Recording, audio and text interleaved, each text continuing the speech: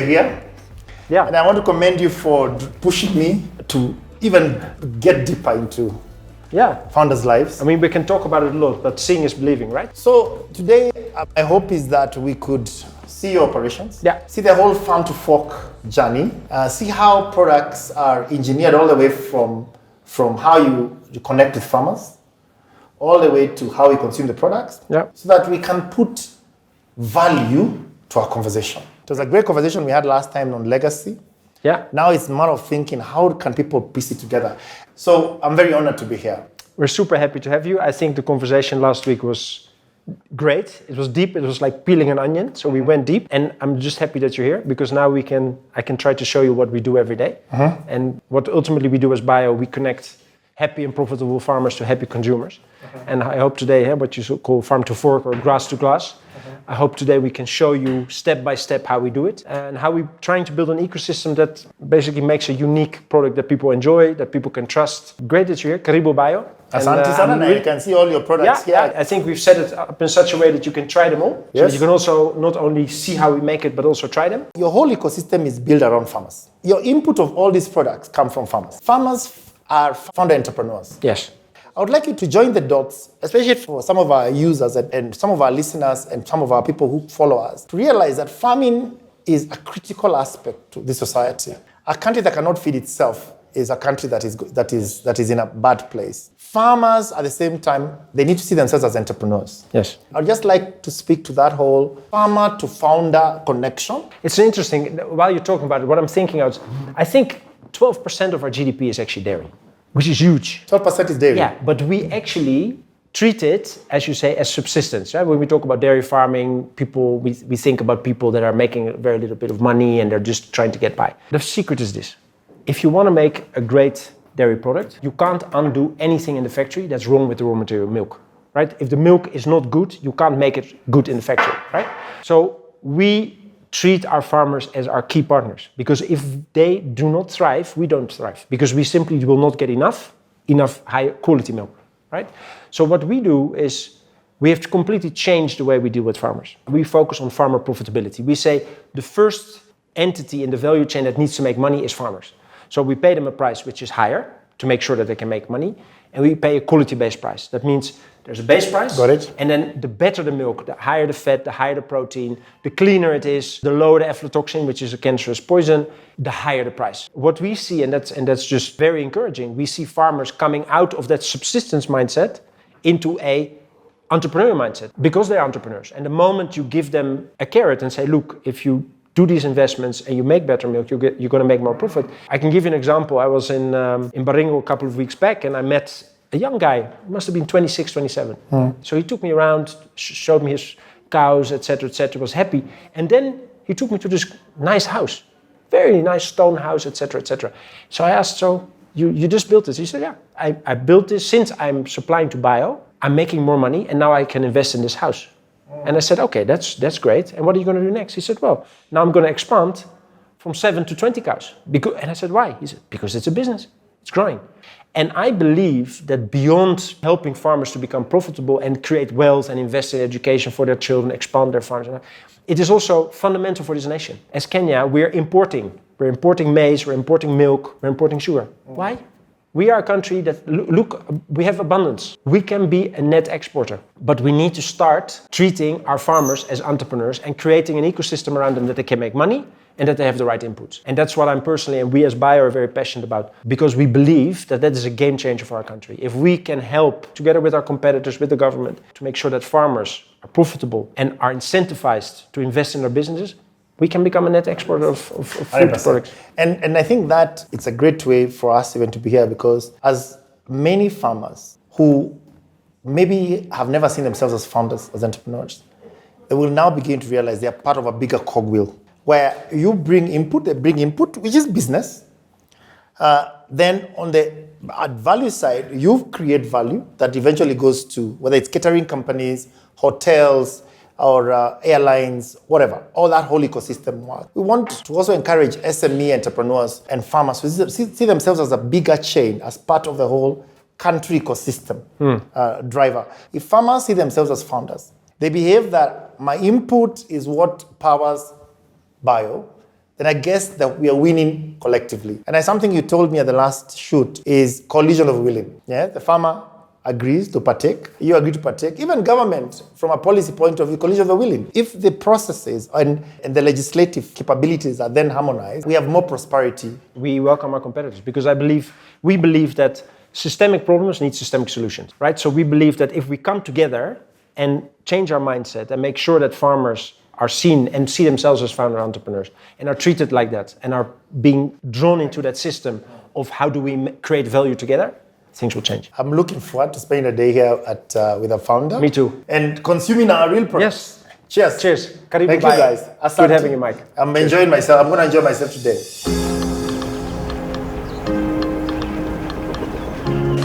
This is the milk being offloaded. Yes. This being the milk being offloaded. But what is important, when the milk is collected at the farm, the truck is sealed, so nobody can open it. On en route? En route. When it arrives here, before anything, the seal is broken. These are all your trucks? Yes. Okay. Sample is taken. It's being brought to the lab, which I'll show you later on. 17 tests are being performed. This milk will not enter the factory until all these 17 tests are passed, and that can take 2.5 hours. But for the milk to get here, there must have been a collection center, Yeah. which we looked at. Yeah, we go to the farm and we go to our cooperatives, our partners, and we look for, and of course there's basic testing parameters. Okay. But the ultimate testing is being done here. What we're going to see inside, only milk that is adhering to the highest quality standards can go in. And what do we mean by high quality standards? Our product, you can take it anywhere in the world. It will pass the most stringent quality test. So if you take our yogurt tomorrow to the UK and you ask them to test it, it will pass. So already globally certified kind Absolutely. of Let's have quality. A look. Yeah. Great. Yeah.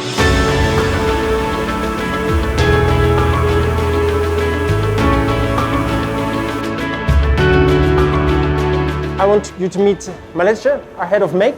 He's the caretaker of our factory in the quality. Okay.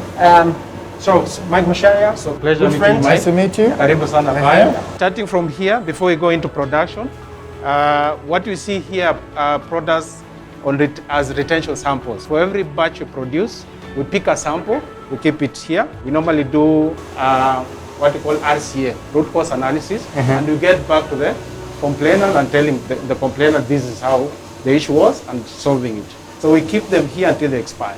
Okay? So to build on that, anybody that complains to Bio, what we do is we collect the product, we replace it, no questions asked, because we want people to be happy with our product.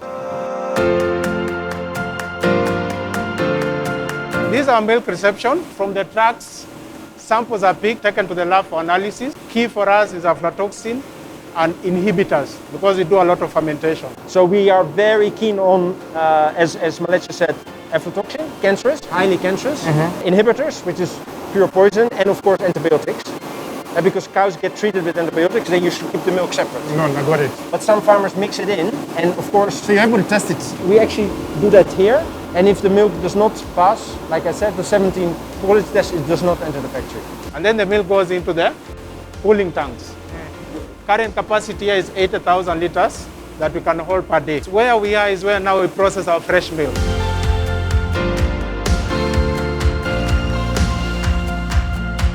So when the yogurt is ready, the quality will do the checks, and then the yogurt is cooled into the feed tanks up there. There is where necessary, we add some fruits, or we flavor it, and then from there comes for packing, okay? Like this is one of the machine that does, this is the Greek style that they are doing. So they are packing now Greek style. So another thing that Macharia has done, and which we're doing, so once a month we meet with the whole team, and in that meeting we practice total transparency. So at Bio, everybody knows how much sales we made, how much profit we made, what our margins are, how much milk we collected, everything.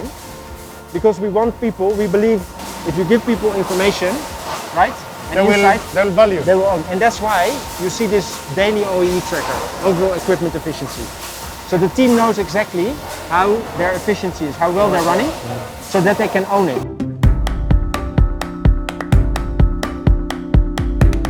welcome to the lab. So this is our lab. Our lab also is divided into 3 sections. There is the first area just behind us. There is where we do microbial analysis. All our products, finished goods, raw materials in terms of ingredients and the bottles, we analyze so that we can trace, in case of anything, we can trace back and say these are the source of anything that happened. And then lastly, here is where now we do what we call physical chemical analysis for the same range of products. So no product leaves this factory unless that panel has tasted the batch it was produced, so that we make sure that from a taste perspective, from a smell from an experience perspective, it is up to the mark.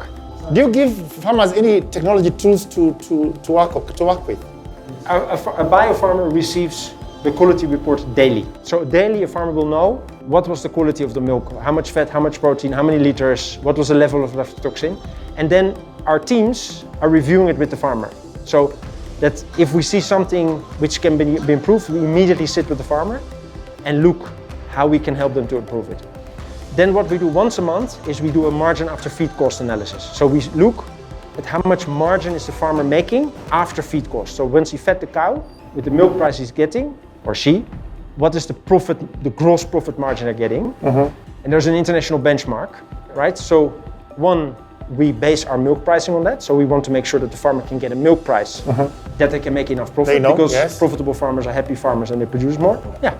So it's an ecosystem of many founders that have come together and supporting another founder. I love that. So it's a whole value chain. And this is the big, and I love that you say this. What we do in Kenya, we treat our farmers as farmers, and it's a bit like... We don't treat them like enterprises. But they're entrepreneurs. And it's very simple. If you show an entrepreneur, look, this is an opportunity. I will buy your product. I'll buy it at the right price. You can make money. People start to come and they invest. Exactly. And that's the game changer. We treat our farmers as entrepreneurs. So tell me, your demographic of farmers, do you see a typical middle class, middle-aged, young entrepreneurs or younger? So the change that we're seeing, I think overall in Kenya what you're seeing is that farmers are becoming older and older, because young people don't see the money, so they move into other business. They want to be in IT or they want to be graphic designers. Yes. But what we're seeing amongst our farmers, that more and more young people are coming in because they see the opportunity, right?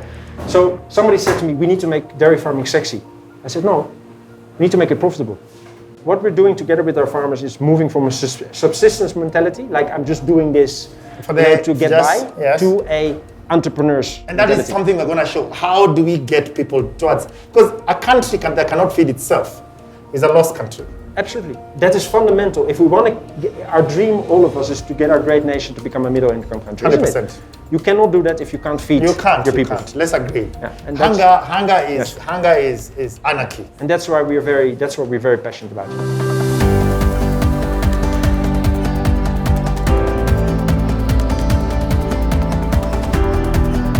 Joachim, we are here finally. That was nice, eh? Okay, yeah, we saw a lot. Amazing.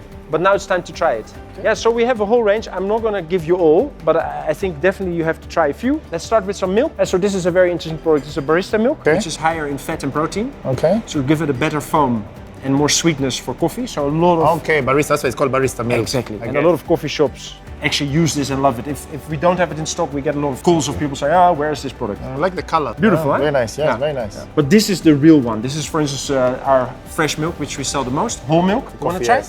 Yes, you can try. And then also I see you're going to come here, you got sweetened. Okay. Yeah, cheers. Cheers. Karibu Bio. Cheers. First time I cheers in milk.